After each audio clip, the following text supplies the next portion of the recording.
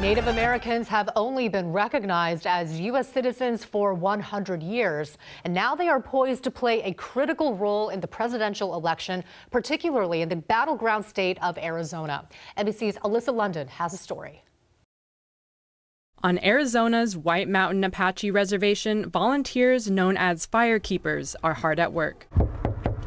Going door to door, they're registering fellow tribal members to vote in time for November's presidential election. Republican, Democrat. Field Operations Manager Jandy Craig says that the point isn't who they vote for, it's that they're able to vote. People feel like it's very complicated, the process of registering to vote, and so we do the best that we can as a group to share information. More than 300,000 Indigenous Americans live in Arizona. There are 22 federally recognized tribes. Their vote is essential and coveted in this swing state. President Biden narrowly won Arizona in 2020, the first Democrat to do so in 20 years, with strong support from citizens of the Navajo Nation. But former President Trump has had an advantage with Indigenous voters nationwide. Both parties are working hard this fall to win over Native voters.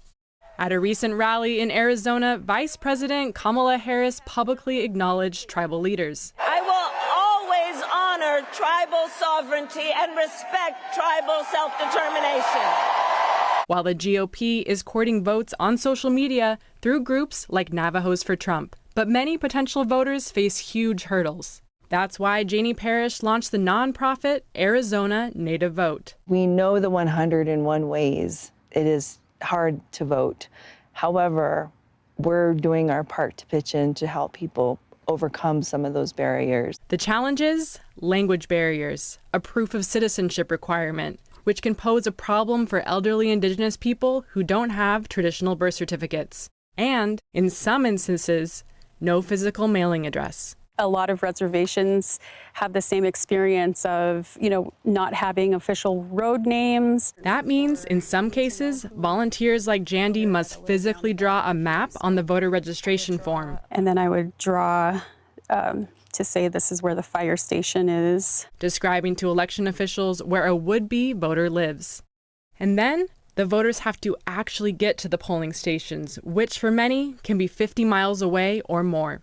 Allie Young started Ride to the Polls as a means of getting other Indigenous people to rural polling stations, by carpool or even by horse. We heard elders talk about their memories of their parents saddling up, and because they knew the importance of voting and exercising that right. First-time voters Nalani Lopez and Caleb Sosi are likely voting for different candidates in November, but say they'll be voting for the same reason. We as people, we've gone through so many setbacks and so many things that they didn't want us here.